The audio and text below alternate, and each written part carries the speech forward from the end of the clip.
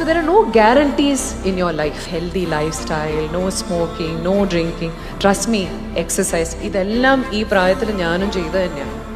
I was a complete teetotaler ആയിരുന്നു. വളരെ ആക്റ്റീവായിരുന്നു, daily exercise ചെയ്യുന്ന ഒരാളായിരുന്നു.